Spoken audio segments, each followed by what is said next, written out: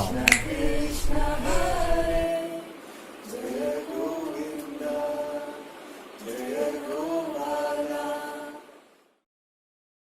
Guru Kripa Kevalam. Namaste everyone. Very warm welcome to Satsang today. Sadguru Shri Moji Baba ki Jai.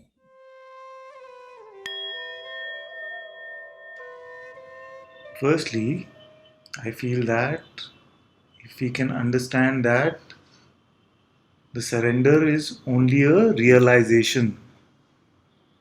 Surrender is only a realization, it is not an action. It is the realization that I have always been surrendered. All that is happening is through consciousness or God or Guru, whatever label you want to put on it. All that is happening through this consciousness itself. So firstly, we can remember that surrender is not a doing, it is a realization. We realize that there was no individual person here ever to do anything, including the surrender itself.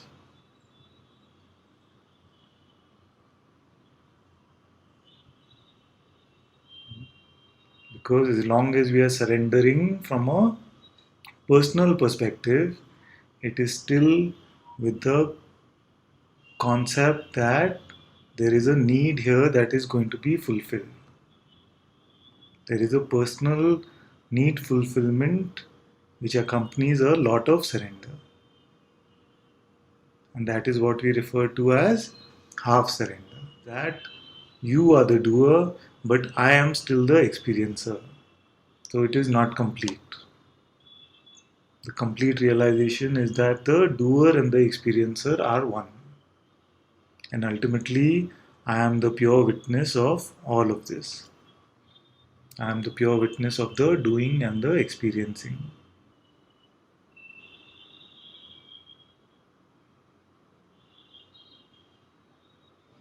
So another beautiful line that denotes surrender is let thy will be done.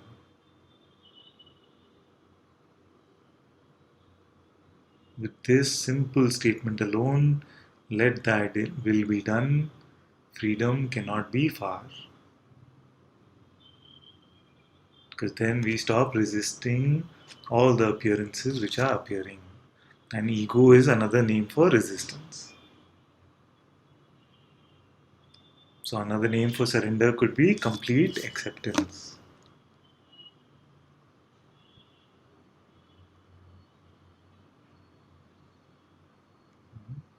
Let thy will be done.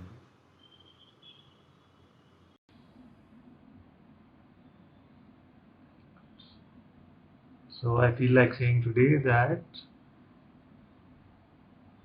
we do not need to rely on personhood for any relationship. We do not need to rely to go back on this idea of being a person for any relationship.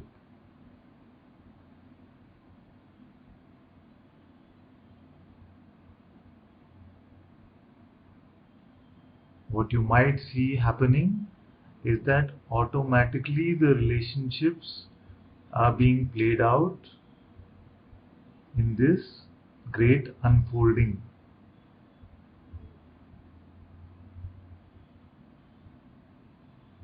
But for that, a belief in our own personhood is not required.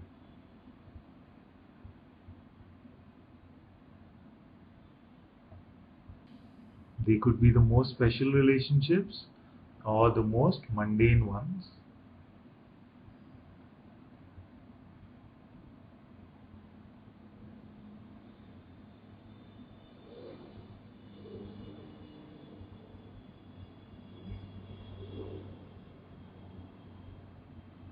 And as long as we believe that we have to operate in this relationship from a personal level, then that relationship will keep us bound to the ego.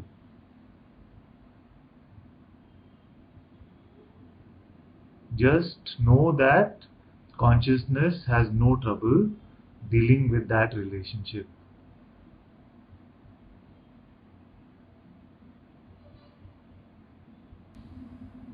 The most beautiful presence, which is what you are, does not need the crutches of the ego to perform in any relationship.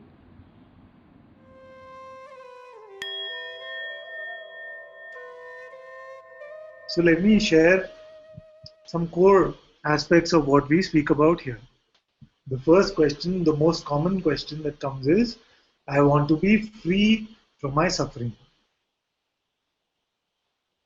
And to be free from suffering is the simplest thing. You cannot suffer without believing a thought. So when a thought arises, you see that a thought just arises. You can wait for your next thought to confirm this, and you will see the thought is just arising. And when a thought arises, you will find that there are two forces that interact with this thought. The first is the force of your attention, the power of attention. And this attention, if it goes to the thought, then the thought seems like it is real. If it doesn't go to the thought, then the thought just comes and goes. Therefore, most sadhanas in the world are focused on controlling this attention. But if you were to look, you will find that just because of giving attention, also you cannot suffer. It also needs another force, another power called the power of belief. You see that even if attention goes to the thought, unless it gets your belief, it causes no suffering. So what I suggest is just withdraw your belief from your next thought. And belief seems like it is much more simple to handle than attention is. Because the more you try to control attention, the more it wants to jump around. The more it wants to jump around.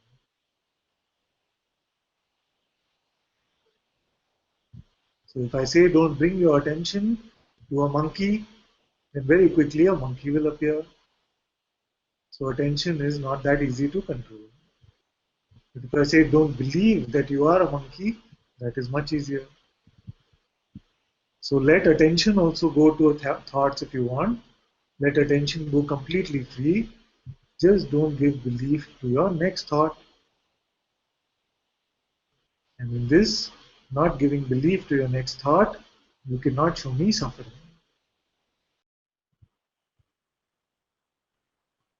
Who is aware of the now, of the now, of the now? Fresh, every instant completely fresh. Is the witnessing also changing now, now, now? Or is only the appearances changing now, now?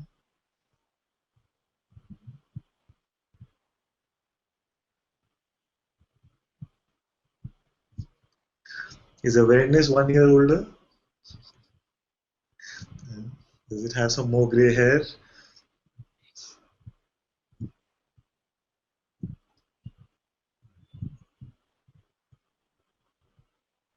What can we say about this pure witnessing, this pure awareness?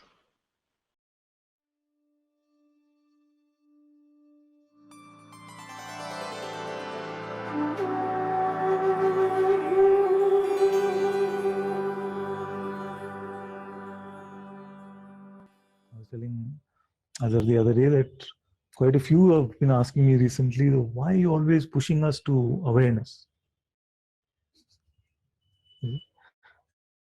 And contemplating. To maybe sometimes just to say because it is the truth is not enough. Because the question, what's in it for me, can still be strong. That is why it is also important to point out that even in this realm, the best existence is for those who have come to this realization. this that is here now is enough for us to be happy, actually. If I consider myself an object, then other objects would be important to me, of course. If I am just this body, you see, then this body is dependent on so many things, on where I live. If I were just this body, then all of these things become more and more important. But am I an object? Am I an object? And if I'm not an object, then what importance do objects have for that which is not an object?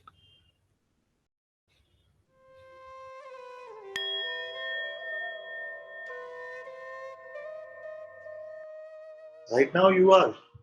Just I am. Existence is uncolored. But you also have the power to pick up this notion, this concept about yourself. I am something. So if you allow this to just, all notions to come and go. Some of you have not heard, online also I see some new people are here. Some of you have not heard this example from me. There's this restaurant called Sushi. Some of you have seen it. In this restaurant, Sushi, they have all these dishes that come, one after the other, on a conveyor belt. So you are sitting at your table, and there's a conveyor belt running next to you. And all these dishes are color coded. So these offerings are coming. The mind is offering these notions. Being is here. Being is saying, I want to pick up this and taste it. For the play of individuality. Now we are done with the stuffing ourselves with notions. Then we get tired of it. We're like, I have the red one. It's really sweet. That one is good. I have the blue one. That one is good. This one. You said even education, relationship, money, security. All of these dishes are coming. Offerings from the mind. All of them come with the offer that you are something. Nothing wants to feed consciousness. This consciousness is already all there is. So what to do as these dishes are coming and going? Just don't pick them up. If you pick them up, what to do? Nothing. Don't pick up the next one. So for some time, if you just don't look at the auxiliary questions, is why, what, when, where, and look at one main question, which is who.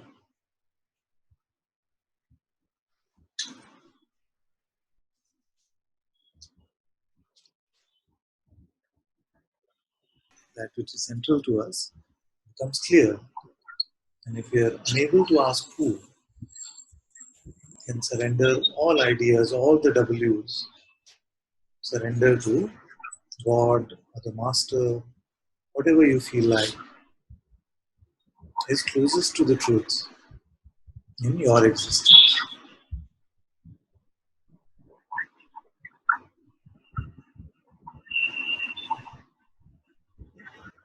I was telling someone the other day that you can either be Frank Sinatra or you can have a master.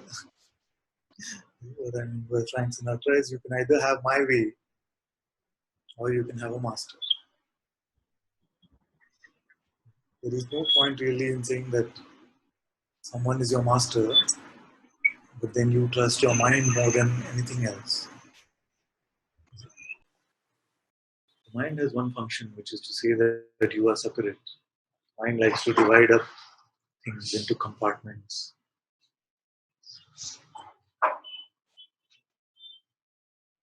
The intuitive presence is the voice of unity, is the voice of inclusion, not excluding anything. the voice of acceptance. It's the dropping of the resistance to what is.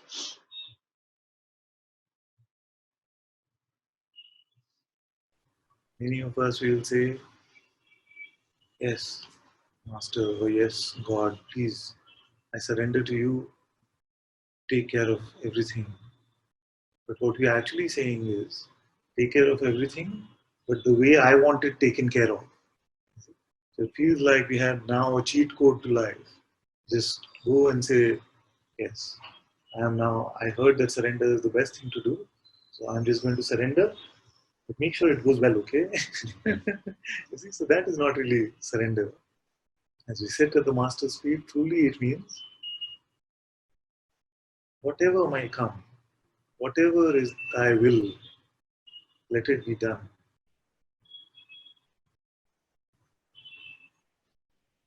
You are the doer and you are the experiencer also. Tvam karta, tvam bhokta. This is surrender. It's very popular these days to talk about doership and non-doership. But we can continue to hold on to individual experiencership. Tvam karta, main bhokta. Means you are the doer, but I am still the experiencer. So make sure you do a good job of it. When we come to this recognition, there is only one. It is consciousness in its light which is playing with these images and sounds. There is no individual experiencer of these. It is consciousness itself which is tasting this in every moment. And consciousness itself which has been playing as a deluded one. And consciousness itself coming to the simple recognition, I am that I am.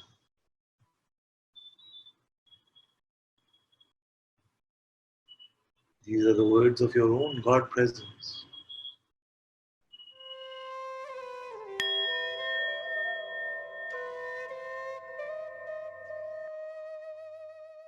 New favorites.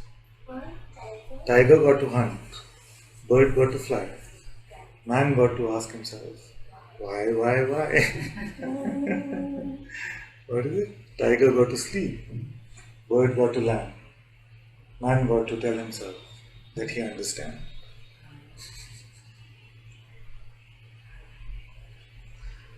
I was saying yesterday, it's not man, it's human. Human. Human.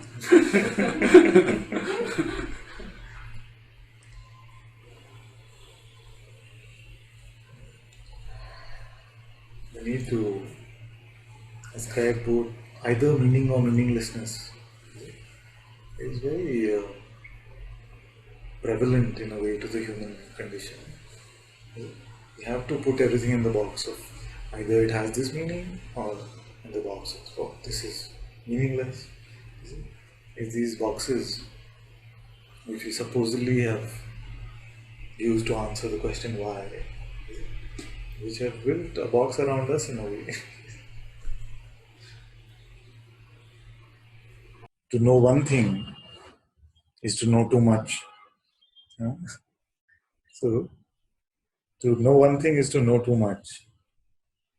Then what do you know when you know nothing? To know one thing is to know too much. Then what do you know when you know nothing? Just contemplate this.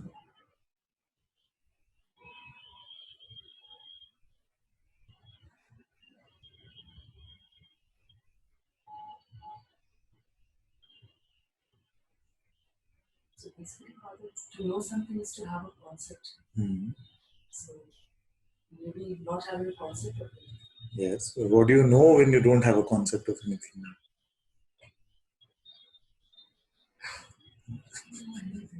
I don't know anything. Don't know anything. You know that?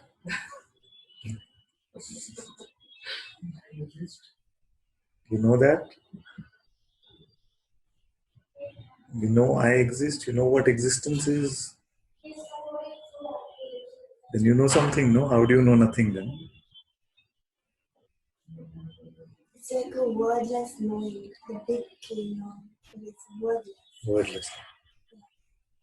You know, like we can't say it. Did you know it's a wordless knowing?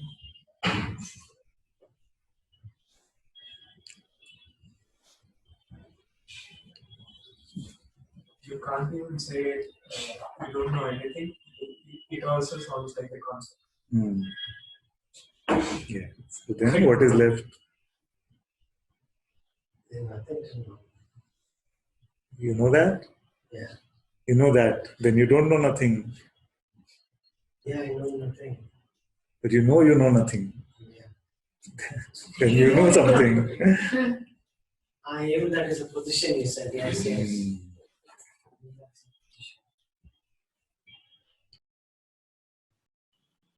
It's a beautiful example that Bhagavan shared, I think. In which light is this world in front of you now? In whose light is it?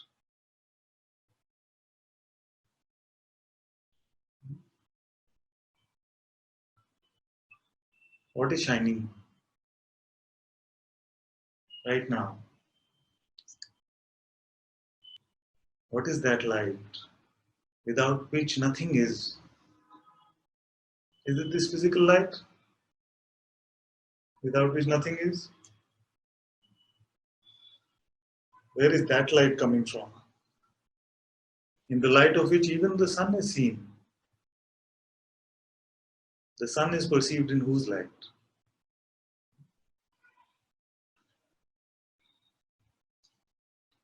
See, this is the glory of you.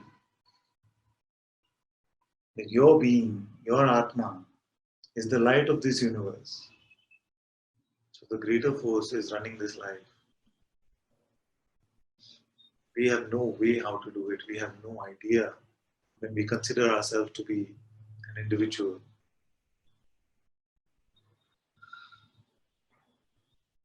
Then we come up with various ideas and conceptual frameworks as to how this life functions for the individual. We can define a law of karma. We can do all kinds of astrology. But all these are from the individual perspective. Consciousness is bound by no laws, no rules. All of this is the play of consciousness. So as our perspective becomes broader, we start to forget about cause and effect. What is the only cause? Consciousness. Life will become so much lighter once you start to see this. All this blame and resentment and guilt, grievances, they start to fall away. Once you see the only cause is consciousness. And who's experiencing the effect of the cause? Consciousness. That is why in India it is said, Tvam karta, tvam bhokta, which means you are the doer and you are the experiencer. As long as this sense of me and you is there.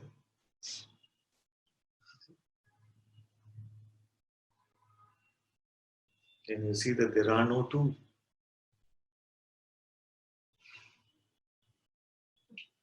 False doership drops away.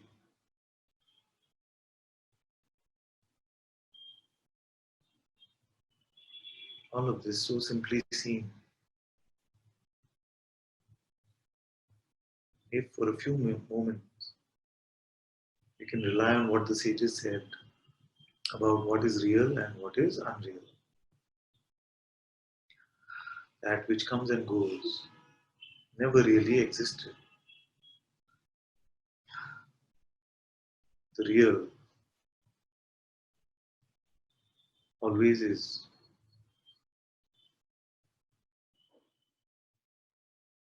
The sense of being for most, I can say, seems to have its core or center in that which coincides, I'm saying coincides, not locates, coincides with that which feels like the physical heart area.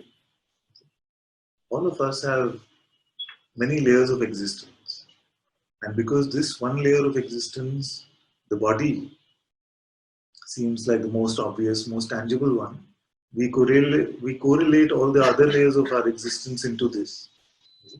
So that when, even many times in satsang, the hand will go there. You see? Because although the hand is on the physical, it is actually something which is being experienced at another level of existence, see, which is the level of being. At the core of this, which Bhagavan used to call the heart, seems to be the, the central point of this sense of being. Master Pankaj said, all things are perfectly resolved in the unborn. It's quite conclusive, okay? All things are perfectly resolved in the unborn. Leaves no scope for anything. And what is this unborn? It is your very motionless existence. Can the one that is be just a sensation, a perception?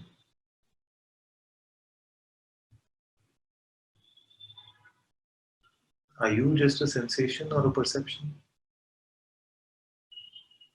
Are you an appearance?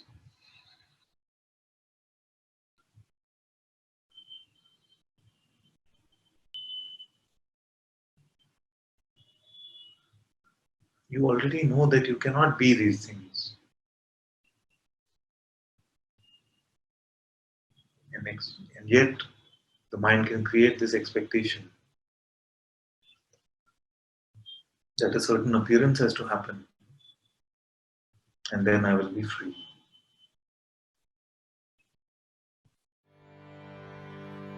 Om Shanti Shanti Shanti.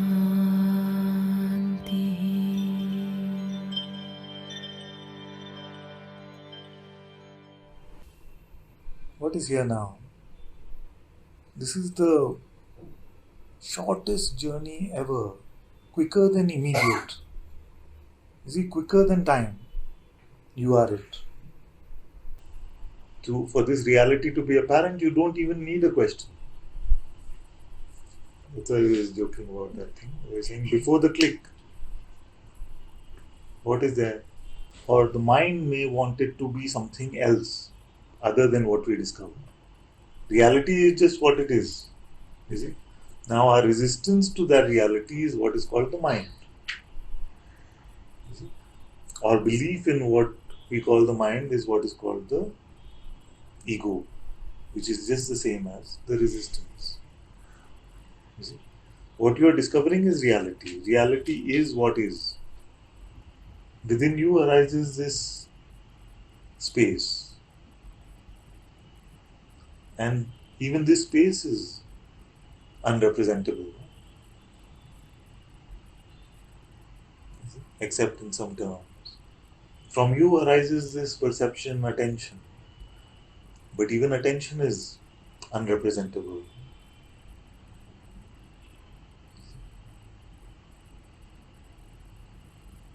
So you are that unrepresentable from within which arises all of this that at best we can try and use some terms about. Like love. You may use the term love, but what is really captured in that term? Is that which is the source of all of this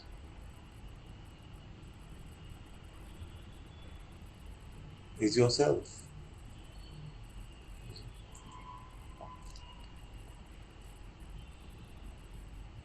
All of this is shining only in your light. Your truth is never lost to you.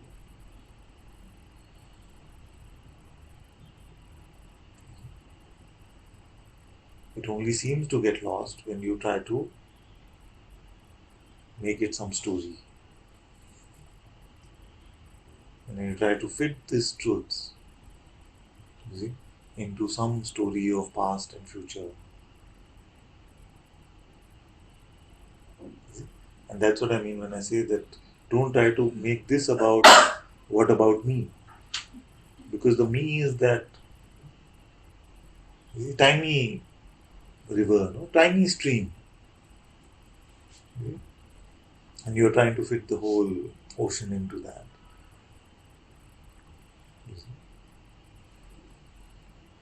But you are already the ocean. So you have to look and not find yourself.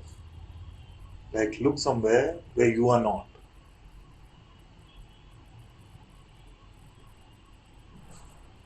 Look somewhere where you are not.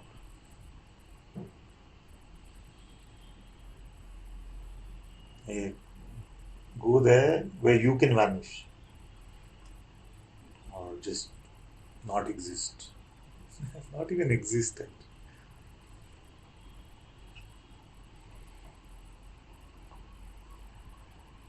Can you do it? So then if that is not possible, then you must now not recognize that it is you. That one that is witnessing all these perceptions, including the 10,000 thoughts, you must now not recognize that it is you that is perceiving. You must feel like it is somebody else. Can you do it? I am saying to you that independent of whatever you may be thinking or perceiving, that self-knowledge is never forgotten. In fact, also these projections, these ideas are also appearing within the truth and really unable to oppose it in any way. You see, but if you buy into what they are pointing to, you see, that is very mythical. You see, so like the thought itself is appearing within your truth. So it is what the thought is telling you, which is outside of your actual experience. That there is such a one who now wants freedom. You see, that one is not your experience. Your experience is only the truth. Bhagavan has said clearly, the experience is here and now. One cannot deny one's own self.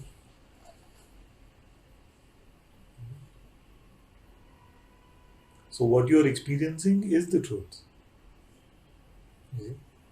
What you are experiencing is the truth. Now, if that has to conform to some mental idea you have of it, then that is called resistance or ego. I don't see any chance how ignorance will perpetuate or continue to perpetuate.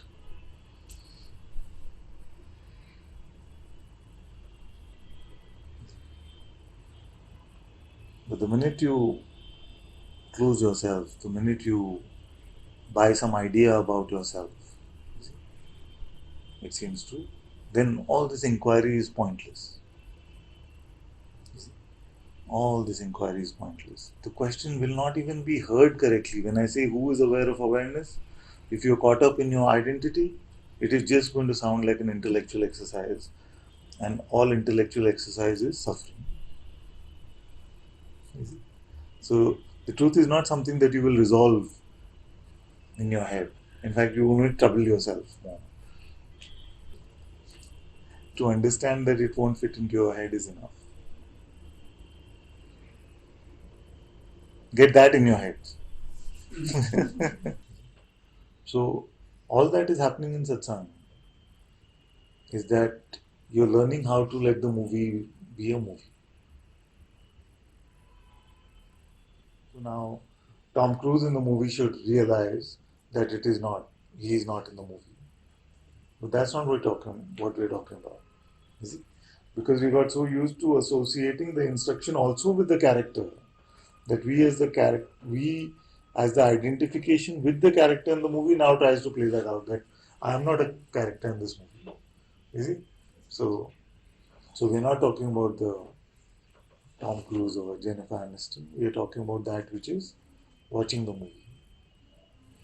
Our false idea that I was the character who did this and should not have done this or needs to do this is our idea of doership.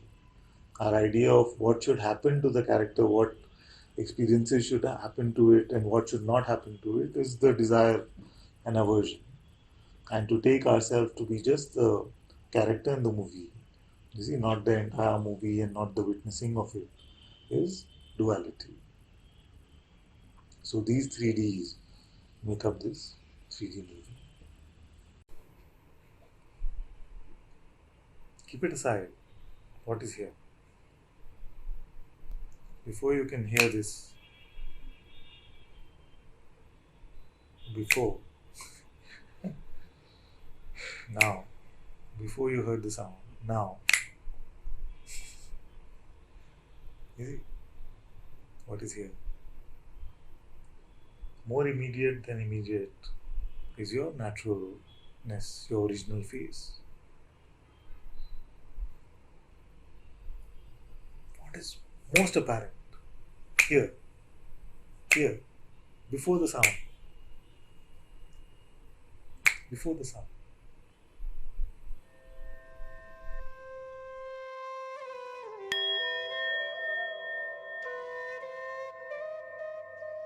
When I started sharing satsang, I used to constantly talk about the ATM. The ATM machine is the anytime misery machine. You see? So all of us have access to this anytime misery. You see, and it's unlimited balance there. Unlike our physical money bank account, the ATM machine of anytime misery is unlimited balance. So how do you withdraw misery? Suppose the project was different. No? Suppose the project was not to come to truth, but you came to satsang because you're too free and you want to suffer.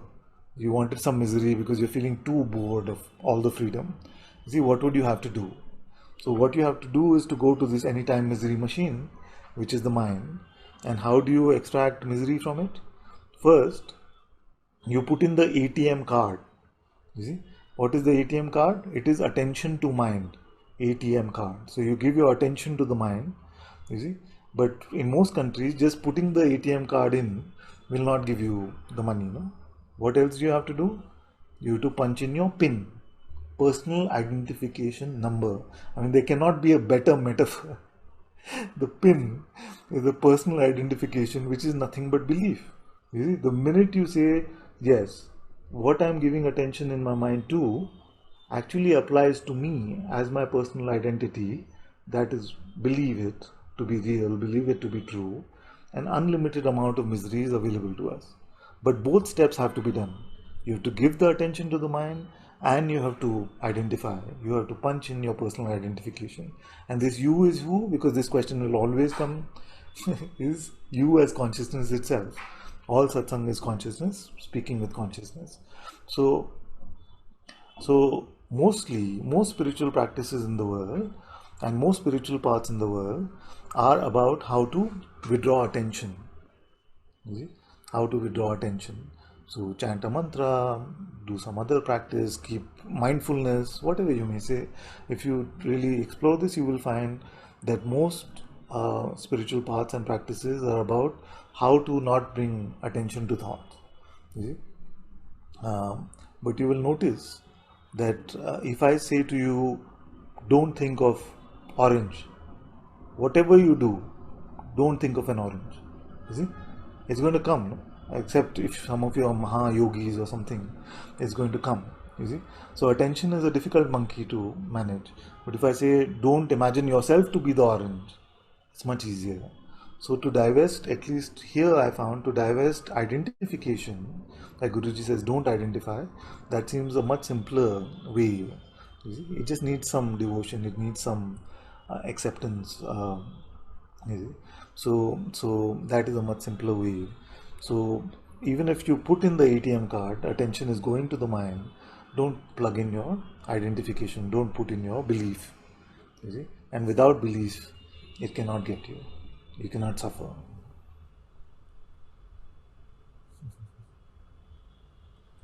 This is a very important tip which I keep mentioning to everyone, that don't try to fix it for a past you or a future you. You see? Just fix it for yourself right now. Which means what? Remain empty. Remain in the unborn right now. The past is over, it's finished anyway. For future, the future Sadguru presence will take care of the future. You see? Allow yourself to remain empty of all of these ideas of past and future just right now.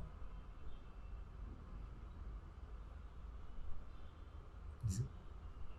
How do you know anyway that it is the same you that woke up this morning? What is common between that you and this you? It's just imagery from a storehouse that we call memory, isn't it? A repository of seeming past experiences that show up, and they say this is what happened. You see, and how much can we trust those images? They're they're completely doubtable.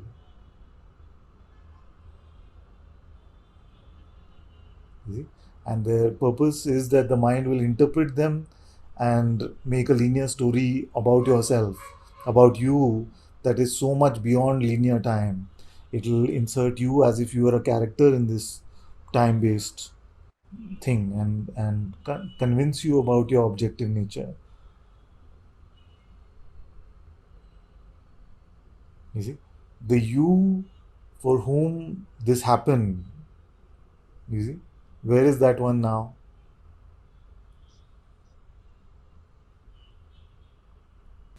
It's just like a little child, no? um, um, holding on strongly to the rattle, you see, and just waking itself up and refusing to go to sleep. And you're just taking that rattle from them because you want the child to rest. You see? So, this which we are sulking about or throwing a tantrum at God about, it's just like that little child thinking that this is what they really want to do, but is not really in their best interest at all. They really want the rest from all of this. They want a break from desire. You see? And the break from desire does not come from fulfillment of desire. Fulfillment of desire usually leads to more desire. Usually. That's why Guruji says the belly of this one is never full. You see? So I'm happy that you're realizing that that is not what this was about ever.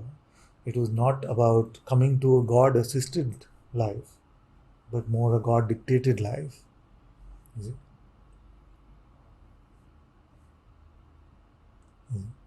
And in the switchover, the seeming switchover of power between individual power and the power of being itself, in the switchover process, this kind of tantrum may happen. But as you are realizing that you are that itself, then how could you resist that? You see? It is a God dictated life because this life belongs to God, but you are not separate from God itself. You see? The Master is worthy of our devotion, of our trust, and our love. Because it is only the Master which not just takes us beyond the personal, you see, not just takes us from this locus of the me, as I call it, out of this me into something else in the world, but it is only the Master which takes us out of this world, you see, to that reality which is forever unchanging. So many times the Guru is referred to as a light, you see, but the Guru is much greater than any light that we can fathom. Because even the brightest light, in the light of the sun, the manifest comes alive. You can have the brightest light and you will get to see more and more of the manifest. But in the Guru's light, you see yourself, you see, beyond the manifest. I'm going to tell you a story, and one of the most beautiful videos of Papaji that I've ever seen. So there's this man who comes, you see, he comes and says to Papaji that, Papaji, when I'm sitting at your feet, then no problem, see, no problem. That, but when I go back into the marketplace of the world, oh God, problem, problem. You see? So Papaji said, then why do you leave? You see? You see? And why do you leave?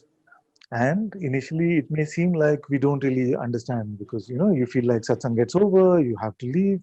But the feet of the master is not the physical feet. You see, so when Papaji said, "Why do you leave my feet?" You know, then what is he talking about? He's just talking about the very presence of Papaji, of the master within you. You see? So that which you are experiencing now as the master's presence, you hug that tightly and hold on to that. There will still be moments where it'll feel like you left it. So don't feel guilty about those times. Don't feel unworthy. Don't feel like you haven't followed instruction. That is the nature of the human condition, and that's why we have satsang so often. But whenever you feel like uh, you see you have some space, just find that holy presence in your heart and hold on to that.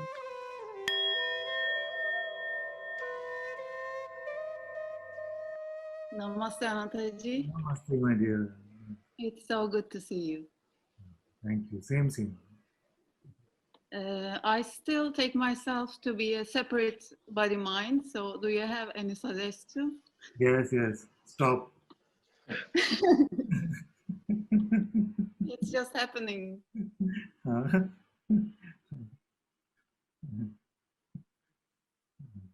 It's actually too much work to do that. So when I say stop, I'm just asking you not to work hard. Okay? The mind will tell you that it is too much work to not take yourself to be the body mind. Whereas I'm saying that it's actually too much work to take yourself to be the body mind. So let's experiment with it together.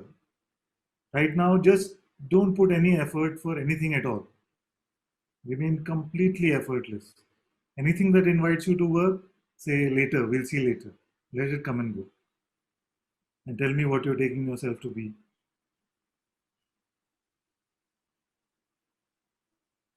Is it? It's that simple. It's that simple. If you fall into the idea that organically, naturally, what is here is a person, and we need to do the work to get rid of it, then that is a very strong mental idea which we cannot be free from. You see? So what is important is to recognize, is just to see that right now there is nobody that I take myself to be. Unless I apply my mind, unless I as consciousness believe this to be true about me, believe my limitation to be true about me, I don't take myself to be anything. You see? What's your name? Even that takes a moment, right? Just naturally, you don't have a name, you don't have a form. Where is your body? Where is it? Right now, where is your body? You see, even that takes time to go and find, okay, these sensations must be my body, the rest of it is a computer, it's a desk. All of these need notions. But just organically, you are free. You see, that is the best news I have for all of you.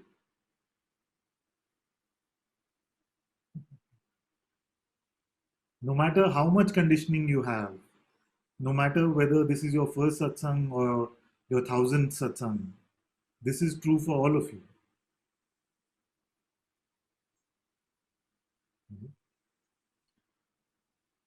But if you try to use it, you see, if you try to even apply it, then it seems to get lost. You see, because the user will be the identity that you're trying to get rid of. So it's like first putting on the mask and then saying, how do I get rid of it?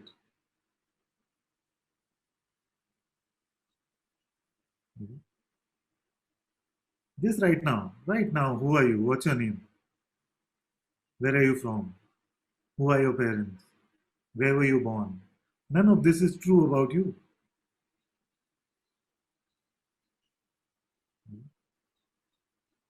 And we didn't have to do any magic, nothing.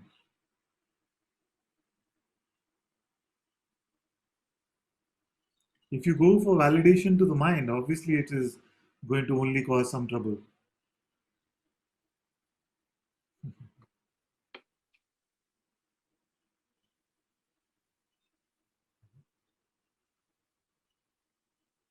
Now, I'm afraid that if I am planning, strategizing my time, relationships, time, money, business, that by following the direct path, there's a fear that responsibility towards these things I feel are important will be lost. I will lose that which I have now. I see. Can I you see. please help me? Yes, my dear. Yes, yes, yes. So we'll look into that. First, I want you to prioritize, no, and I want you to prioritize like the most important things that need to happen for your body mind at this moment. What are the most important things? To feel happy and vital. Yes, yes, but even to have that, first your heart needs to beat, no? Your breath needs to still function. And there are millions of processes that need to happen in the body so that the body can remain as one body in the first place. You see?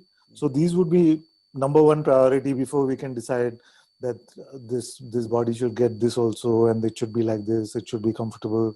At least these basic things need to happen, isn't it? Yes, yes. Now, who is doing all of that? Who is beating your heart and making your breath happen and all this millions of processes in the body? Who is making that happen? Life, divine. You see? So that which is taking care of all of these things, can it not take care of the rest of it?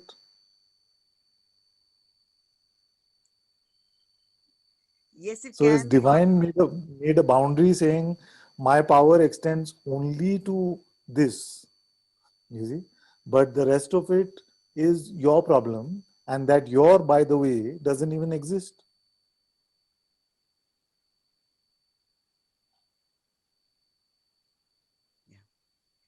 So yeah. I'm not saying that you don't have to make appointments, or you don't have to have a calendar, you see. I'm just saying that why cannot the divine do that? Now, just to continue with that experiment we were doing earlier, no? So this hand that you perceive is a perception, isn't it? Yeah. Yeah. The how are you perceiving this hand?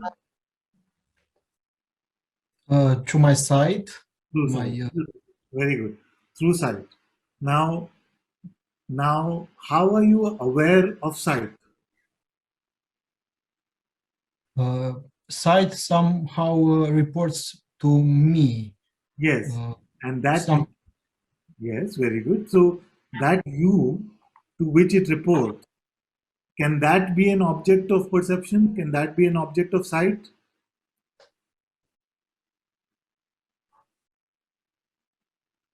no, it's some no.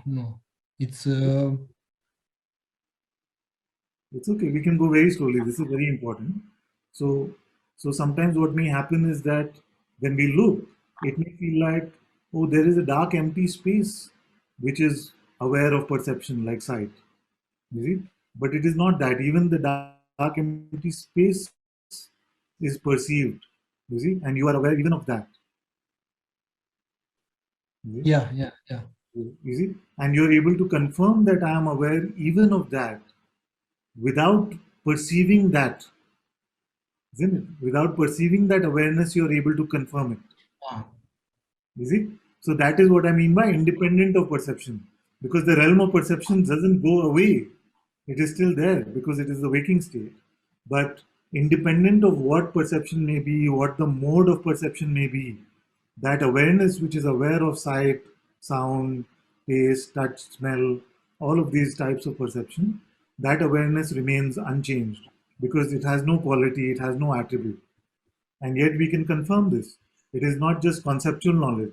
We can confirm this with our own insight. But that insight does not need a perception. It's clearer now what I mean by yeah, independent.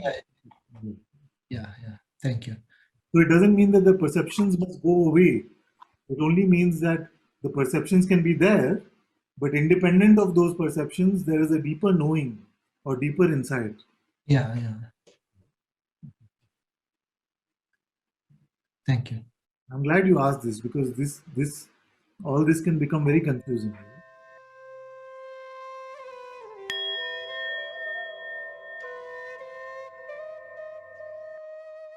I'm kind of suffering. What are you suffering from?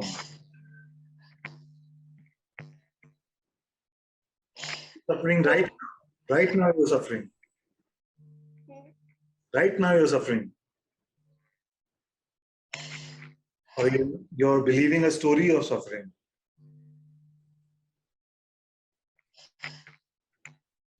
What are you suffering with right now?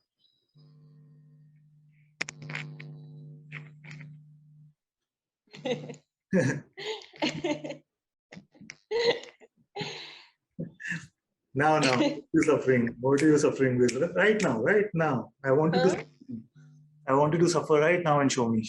Please, you're smiling too much. Why? Huh? What is getting in the way of your being right now?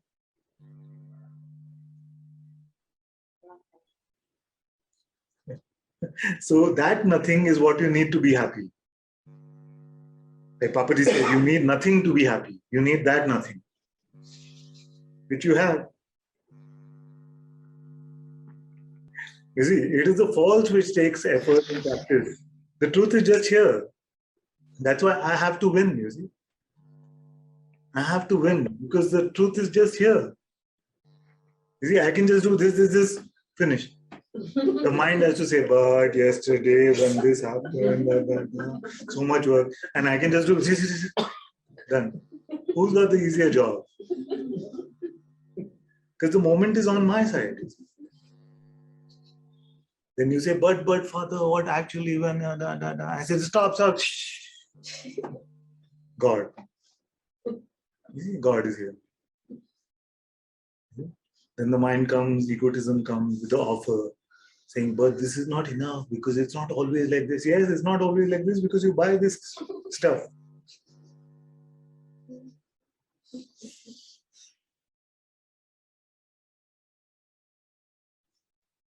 This is the crunch question for all of you. If you still have something which you want from the personality, from for the personal experience as it may be called, you see, and you want God at the same time, then it seems like a roller coaster. You see, it's like you want to hold on to the stuff that you think you have personally and also create more room for God to come. I don't want my stuff to go, but I also want God. Wouldn't that be nice? You see? So, but that is the mental way of living. You leave your head. You can do it. Just leave it. Really, what I want to emphasize is that notice when you are open and empty, right now, when you're open and empty.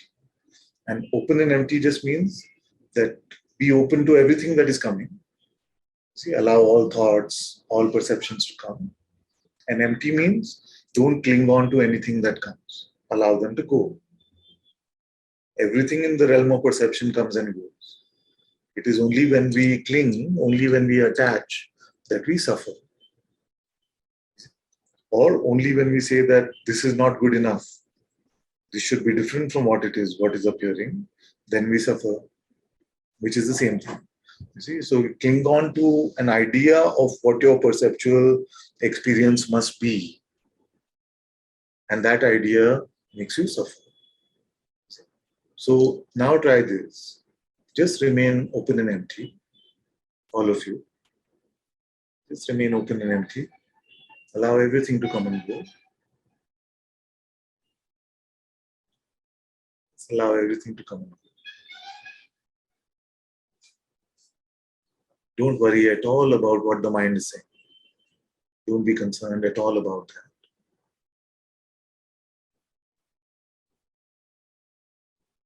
I'm going to ask you a very simple question. Simple question. Don't give it to your mind. Allow the question to do the work for itself. You don't have to solve this like a math puzzle.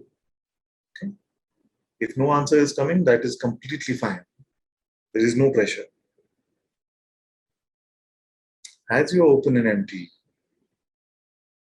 is it not clear to you, naturally clear, that you are something, you are beyond just what you are perceiving? Is it not apparent to you that you are beyond just what you are perceiving?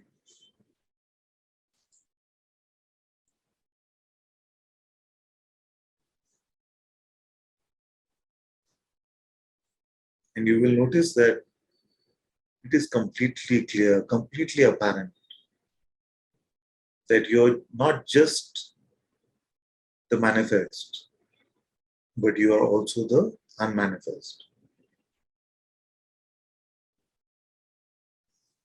And it is in fact the unmanifest.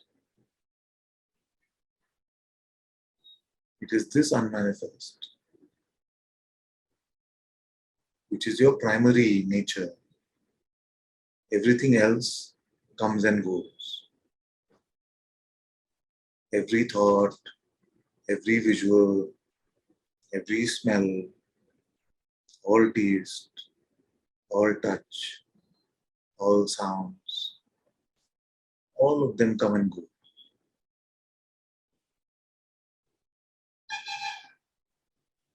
But that which is beyond these perceptions does not come and go.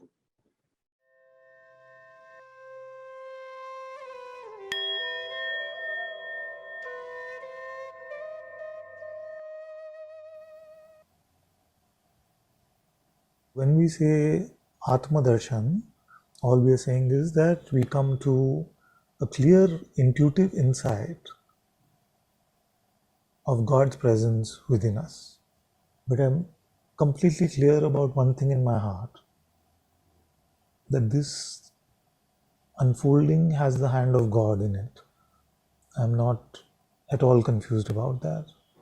That it is God's guidance which is leading this messenger, this servant, this instrument to share this with all of you.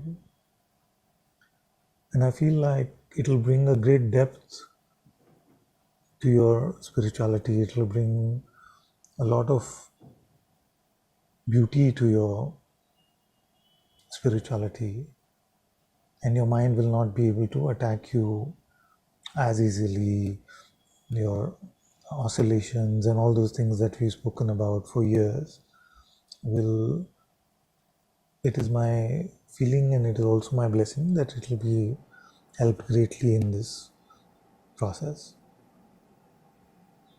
What is the guidance and how should we start? The first step is something called Laya Samadhi. Laya is to use a rhythm or a flow of spiritually activated prayers or mantras to come to a dissolution or a stillness in the mind. So Laya literally means dissolution or stillness. What I've actually done is very simply taken the beautiful Jesus prayer and made versions out of that to resonate with all our different personas, our different conditions. So we all have a particular set of conditions which make us resonate with a particular aspect of God. My guidance would be to follow the simplicity of these words because they've captured the essence of what a prayer should be. So in breath would be Hare Krishna. Out breath would be incarnation of God. So you would basically go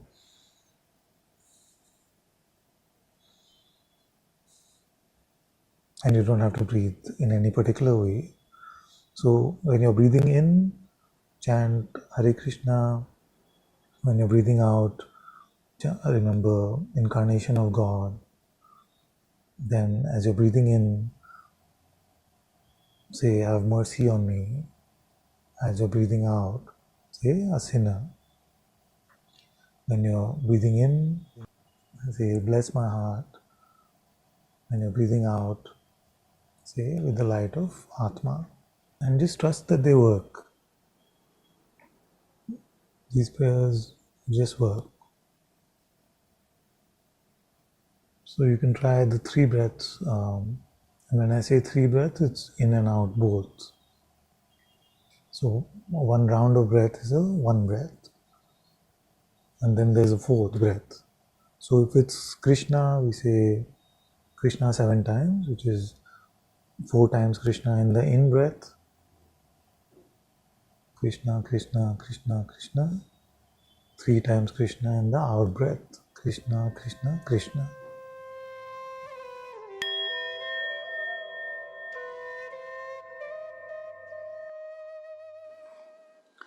I would advise that don't start your day without coming to God's presence. Yes, so when you start, don't just rush into things and start replying on your phone and get into what is called doom scrolling and all of that. Just keep that aside for some time and just first come to your center where God's presence is alive. Stay like that. Be centered in that way. So the heart temple, which is always there, get the darshan of God's light in your heart temple, and then allow the rest of your life to move from there. Actually, once you come to that, then you don't have to do anything at all. Because God's presence is there. He will move you. He will guide you. So just allow that to move you. Don't pick up the false doership. You've done your part. You've come to God. Now just allow His will to unfold.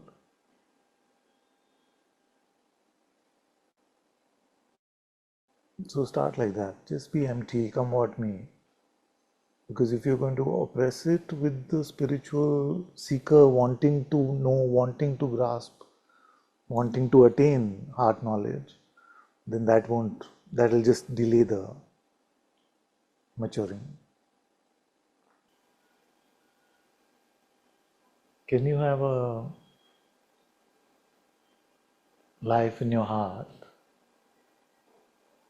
while not being empty in the head?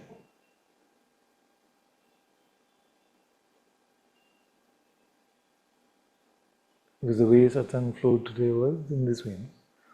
We start with open and empty, then the presence becomes apparent, palpable, then we discover what our true life is and where our true life is in God's light.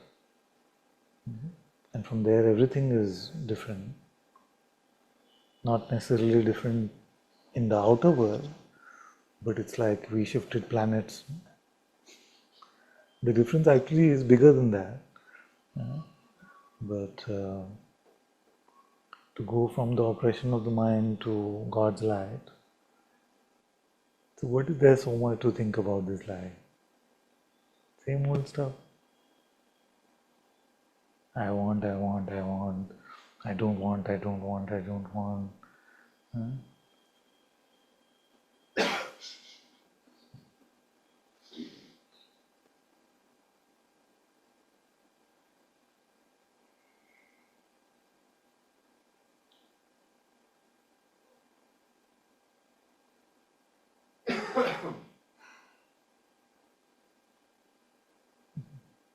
So I'm the travel agent for a different type of life.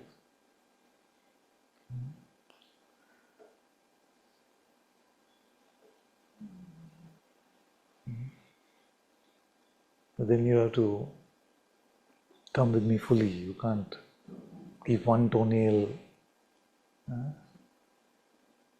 in your mind and then live in God's light in your heart.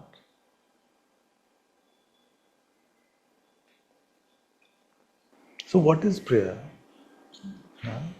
Prayer is, you can say it verbally, say Ram, Ram, Ram, or you can say it mentally, Ram, Ram, Ram. Yeah. In fact, if there is the only empty is the best. But if you're going to use the mind, then use it to remember the name of God. So, mental.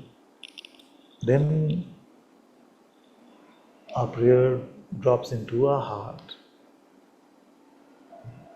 where even the chanting, the prayer comes from our heart to the heart.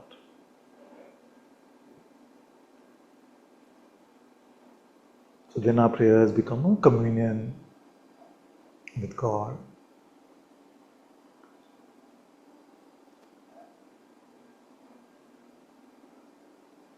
Then our prayer deepens into a simple love, and to just hold this love for God in our heart is, we have not stopped praying. This is also a continuing of the prayer. Then you may feel like there's just a sheer presence.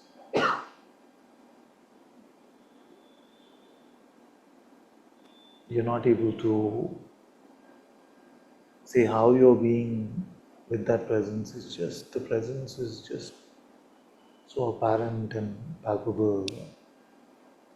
And the world, even if it is appearing, seems to just be like a gentle cloud. Just coming, going like that, something. So you've not stopped your prayer. And then you may have an insight of yourselves which is beyond being and not being, beyond all the gunas. You meet yourself as the nirguna reality, the nirguna self, nirguna Brahman, nirguna God, whatever you want to call it.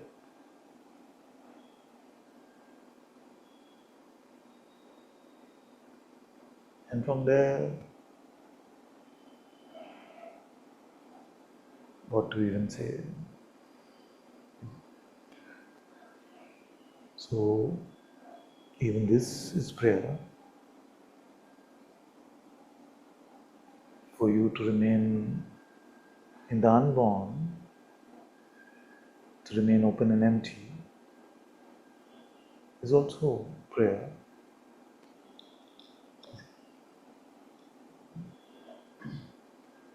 So everything, so like we said, so if you look at the most gross, so if you start with the body to prostrate the body is to pray. Then with the breath, I've explained how we can use it as an anchor for your prayer. In the Atmadarshan Samadhi, you can use that. Even the mind you can use to remember the name of God. If you're going to use it at all, then use it to pray. Once it's dropped into your heart, then it takes a life of its own. Then you are not going to say, oh, now Savikalpa should come, then Nirvikalpa should come. You can't control any of that. It's the Sadguru presence within itself, which guides all of this to happen. So then our life can become an unceasing prayer, because we may be in the midst of A lot of activity and things may be happening, but you can remain in the presence. You can remain in the love for the presence. If the presence seems too subtle, then you can remain in that, anchored in that love. It all depends on the kind of activity. So most activities actually there is enough room to chant while the activity can still go on. But if it seems like, no, it is too difficult, it seems like juggling, then anchor yourself in the love in your heart and let that activity unfold. If something seems even anchored in a subtlety, even beyond that, it is the pure, primordial, and stay there.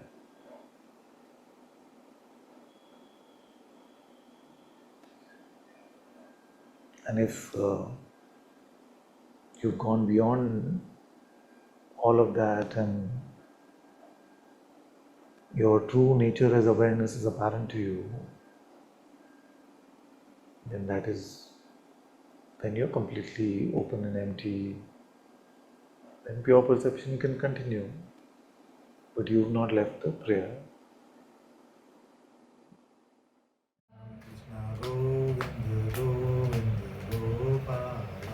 Krishna Govinda Govinda Gopala, Krishna Govinda Govinda Gopala, Krishna Govinda Govinda Gopala, Krishna Govinda Govinda Gopala, Krishna Govinda Govinda Gopala, Jaya Murali Manohar Nandalala, Jaya Murali Manohar